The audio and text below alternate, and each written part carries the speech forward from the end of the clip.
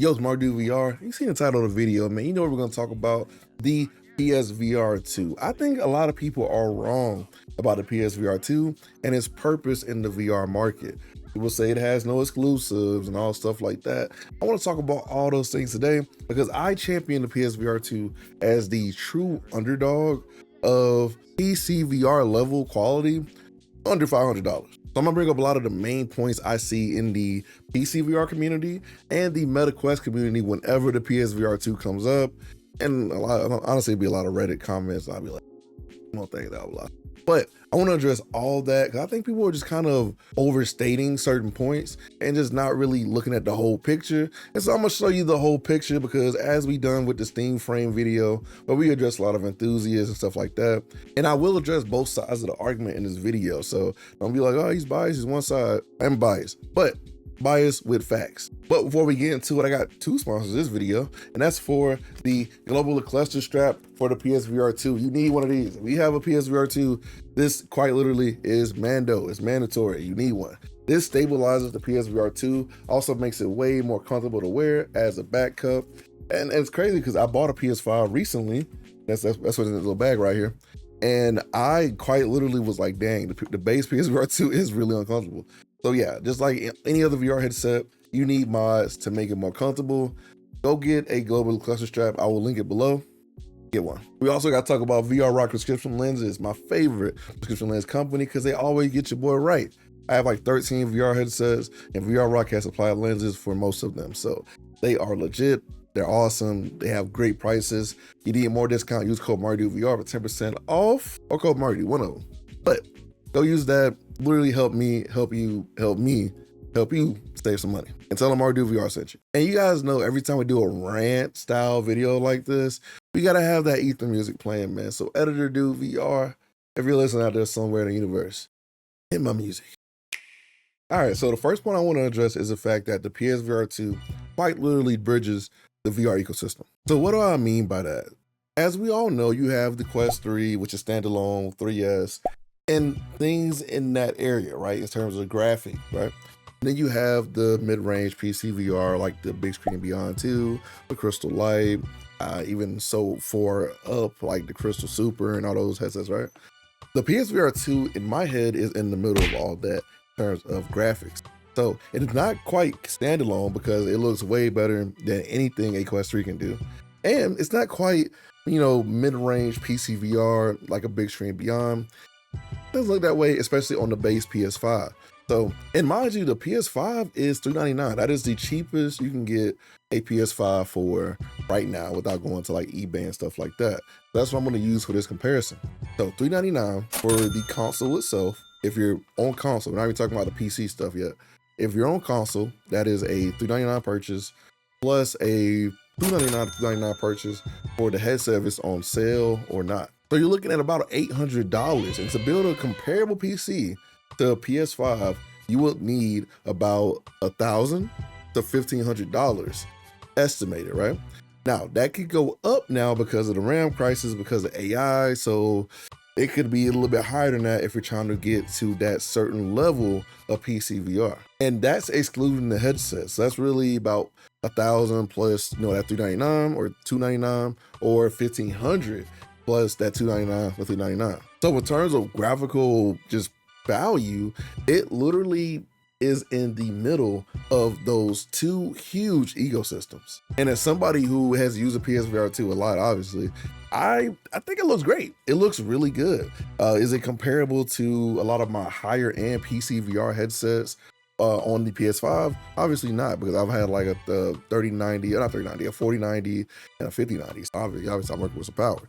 But for people who are coming from the Quest side or just coming into VR on the console side, because a lot of VR users forget that there's a whole console market out there, which blows my mind because we act like all those PlayStation gamers don't exist is mind-boggling to me.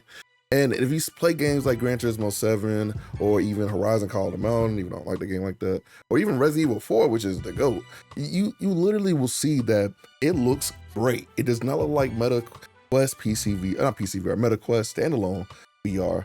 And even though Meta Quest can get some really good looking games like Batman or Asgard's Wrath 2, it's just a difference, man. It's just a difference when you go from that type of graphical fidelity, that middle point, it's a big jump. And even as somebody who kind of is in tune with the PSVR2 community, a lot of them kept the headset and kept going with VR because of the beauty they saw with Horizon or games like Resident Evil or Gran Turismo 7, which sold a lot of those headsets. So some people are like, oh yeah, the PSVR2 has no worth. It's insane to me because it literally bridges the market. Like, you need a PSVR2 in the middle of those two giant ecosystems, because I'm be honest with you, if you gave me a Meta Quest and a PSVR2, I'm playing the PSVR2 most of the time because it looks better. Now, you do get like some Meta Quest level ports to PSVR2, but I just don't buy those games. But if I want graphical fidelity that I can just throw inside of a, you know, carry bag or whatever and take with me, because I do that a lot of times. I play my PSVR2 games on the go a lot. So a lot of times I'll take it to my homie house, I'll take it to my mom's house like 3 hours away, and I will literally play the PSVR2 on the go. So yeah, there's a lot of value that I think is kind of head ass just to look over that value, because you have a Meta Quest or a PC that is capable of like higher VR. And I get it. Obviously it's not for you if you're okay with like push standalone, or if you want higher end PC VR and you pay for it, cool. But to act like the middle ground doesn't exist is mind-bogglingly bonkers to me. And all this brings me to my second point. PSVR2 has no games. Oh my God, bro. Oh, hell no, man. What the fuck, man? Are we looking at the same thing? Brother, the PSVR2 came out February 22nd, 2023. I remember because I was excited, right? It's been almost 3 years since then. There wasn't a lot of games there's probably like 22 games for the launch of the PSVR2. There are almost 400 games on that console that you can play right now. Base PS5. We ain't even got a PC yet with the PSVR2. I don't understand how we go from like 22 launch titles to almost 400 games, and that's no games. What are we talking about? Like, I don't understand what we're talking about there. And I can understand if you're coming from like a Meta Quest side, because Meta Quest does have a lot of games that are only available on Meta Quest for reasons of it's one of the biggest markets out there, right? And I understand that. But you genuinely could say that about PC VR. You can say that about Meta Quest. You can say about PSVR 2. A lot of these ecosystems share the same game because VR isn't that big to really have exclusives like that, and they make sense. And I think people are really overestimating how big the community grew, because while a lot of headsets, at least especially on the Meta Quest side, do sell, and a decent amount of PSVR 2s have sold, the retention of VR is not good. Most people who are gonna buy this headset this week will never touch that bitch again after a month. I will guarantee you that. After this month, December, they will never touch that headset again. On the Meta Quest side, on PSVR 2, PC VR, everywhere else, even Apple Vision Pro. People spend $3,500 on a VR headset or a mixed reality headset, and they probably haven't touched it since that first month that they bought it. Retention in VR is very hard because there has to be something that grabs you, right? And I think people are underestimating how bad that is on all sides. And that leads me to my next point, people saying that there's no exclusives on the PSVR 2. Oh my God. Okay, 3 years, mind you. We have RE4, RE8, Gran Turismo 7, Horizon, Switchback VR, which has been fixed now. Hitman was an exclusive, so we'll do like a little half for that, I guess. You got Synapse, you got Firewall Ultra that also dies. That's really about a half. That makes up one, so we're gonna go back right there. You also have Apollo 13, I've never played, but it exists, right? So that's about 8 games in 3 years. That's pretty good to me. That's really good for me. In 3 years for a community this small, in a just a very niche location in VR, 8 games in 3 years is not bad in terms of exclusives. And all those exclusives are pretty decent. You can get a lot of hours out of Gran Turismo 7. I had a lot of fun playing RE4. That's my shit. Like, I had a lot of fun playing it. Now, on the Meta Quest side, for instance, where we'll circle back to PC VR 2, but Meta Quest, you got, Asgard's Wrath 2, you got Assassin's Creed Nexus, Batman Arkham Shadow, RE4, Deadpool VR. I'm missing like a lot of games. And there's like a bunch. Now, these are like AAA, right? These are AAA titles, right? And you have a bunch of other games on the other side, but there are a lot of games on Meta Quest that are exclusive because they have to be. Now, the reason they have to be because developers are usually getting funded by Meta, or they don't have the resources to port the multiple, environments. And some games really are better on Meta Quest than PSVR 2. A lot of them are probably better on Meta Quest. You're not gonna pull a Gorilla Tag clone on the PSVR 2 store because a lot of PSVR 2 people are older. They're older people. They ain't playing Gorilla Tag. Even the Gorilla Tag, when it got ported over to the PSVR 2, it didn't do too good. I have never, in my whole time being a creator, I have never seen in my life anybody even make content other than me addressing the failed release of Gorilla Tag on the PSVR 2 about the fact that Gorilla Tag is on the PSVR 2. And now we all know that Meta dumps money, to VR and billions of dollars in the red for R&D. And I respect it. It ain't my money. I'm with it, But we're not going to act like PlayStation also hasn't had a focus on live service. I mean, not Jim Ryan, I'm thinking of Xbox. What is his name? Herman Host and what was the other guy that got fired? Not fired, they got let go. I can't remember his name, but basically the guy who co-signed games like Concord, which failed miserably, and a lot of the live service games PlayStation's been pushing. That one successful one really has been Helldivers. And that's more PlayStation fault, I'm gonna be honest with you. And I will agree that PlayStation could have added some bigger IPs to the PSVR 2 catalog. I'll definitely agree with that. But I get why they didn't. I mean, if you're in the live service era of gaming, and I really hate it because live service sucks most of the time, then yeah, you wouldn't put a lot of money into a VR game that you probably won't get back a lot of return on investment, as we've seen from even on Meta Quest side with Assassin's Creed Nexus and a lot of these other games where companies are like, hey, buy our game or it's still in the red, And a lot of people won't really throw money at VR like that. Even Valve, you got one Half-Life Alyx game, only been one. He wants another, but realistically, it doesn't really make sense unless Valve is really serious about just dumping money into VR to make another Half-Life game. But it's a bunch of yapping. The PSVR 2 does have exclusives. Now, whether they be ones you're interested in is up to you. But to say that it doesn't have any exclusive is insane to me, especially with 3 years of the headset being out. Now, the next major point that I saw in my summary of points is that the PSVR 2 isn't worth it for the price. Now, obviously, I talked about the value proposition earlier with it being the middle ground for higher graphical fidelity VR.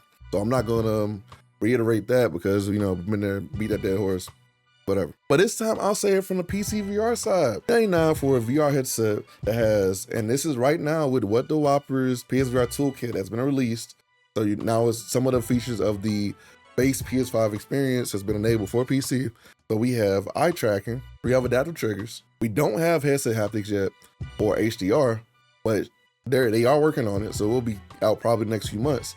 But a VR headset that has very wide FOV, that a lot of people want, and people are even begging Meta to make a headset with more FOV, so we know you guys want it. Some of the widest FOV I've ever experienced in a VR headset, because you can get really close to the lenses, and those lenses are like huge. It's literally the only headset I can think of under $1,000, other than the Steam Frame that's coming out soon, which is probably gonna be priced way higher than the PSVR 2, that's gonna have either one of those features. Eye tracking, cheap. It's literally the cheapest eye tracking you're probably gonna get, man. And it's crazy people are overlooking that it's not important, especially if you're on the PC VR side. You want all the performance you can get.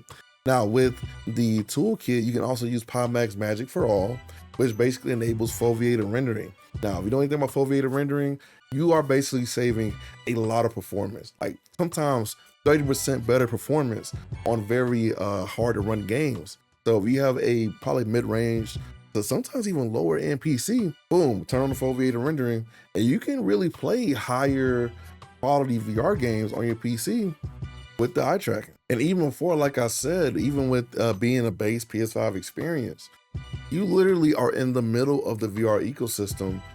You're good. Like if you want higher end, higher fidelity, you can bring the PSVR to the PC, or you can just upgrade to a higher tier headset. If you want lower, go to standalone, Quest 3, Quest 3S, boom. So yeah, the PSVR 2 has a bunch of value, especially being for $399 to $299. Now, one thing I gotta say, and I gotta get this to everybody's wrong crowd, Yeah, comfort for this thing is not the best, especially base. I went back and used the base PS5, and I quite literally was blown away. I was literally blown away by how uncomfortable this headset is base. Like, man, this little like rubberish stuff back here is no bueno.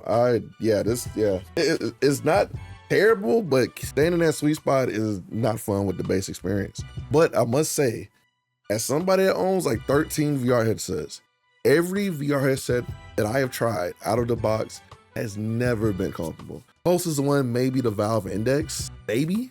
But I also got some mods for that to make it more comfortable. So yeah, comfort all across the board is really the last really priority for a lot of these companies, and it shows. Quest 3, Quest 3S, I hate that head strap. Bigscreen Beyond, I didn't like the base strap for the Bigscreen Beyond because it pulled and all that other stuff, wasn't comfortable. Now some people like it, cool. Even the Pimax Crystal Light, Crystal Super, needed counterweights, very front heavy, no bueno. So my argument there is that if you can afford to switch out or even afford a VR headset, you can afford to switch out a part here or there for really cheap. Another thing is Mura. So Mura is something that I always say about a PSVR2 because it really is a deal breaker for a lot of people, and I can't be mad at that. I literally have no argument about that because I mean, it's true. The Mura can be very bad, especially on that base PS5. Now, what I will say is that on PC, the Mura is way better and the persistence is way better. And persistence is really just dragging in the image if you don't know. And that's the weird thing about the PSVR 2 on PS5 is that the developers really got to be on their game about optimizations and cutting down reprojection because it can make some of the games look ugly, man. I'm not gonna lie. It can make the games look really ugly. On PC, I will say that I have never had a problem with being like annoyed about Mura or reprojection because I'm running it at max 120 on like most of my games or at a good 90. But like I said before, with the base PS5 experience, I quite literally can't argue that y'all got it. I literally can't argue that. That's a valid point. And last time I was talking about the FOV on the headset. I mean, I literally measured 130 degrees by 112 FOV for my PSVR 2. That is literally the best out of really all my VR headsets. Like, I don't think I've had any VR headsets that I have measured personally get close to or beat that number. So yeah, it looks great. Like the OLED, the wide FOV quite literally makes for a very unbeatable experience. But even the Meta Quest. Now, the Meta Quest has a smaller FOV to me, and some people probably get more FOV out of the Quest, but for me personally, I don't get a lot of FOV out of the Quest. It has the binocular looking thing going on with it, and the PSVR 2 just has better binocular overlap, so you get a full image. That's what I like. VR2, you get a full image. And a lot of you existing VR players know and realize that the FOV equals more immersion. And more immersion means better experience in atmospheric games like Gran Turismo or Resident Evil 4 or any games that you just want to enjoy and be immersed in. So yeah, if you're a person who's been looking at the PSVR 2, you've been reading a bunch of Reddit comments that, I hate VR subreddits, I'm not gonna lie.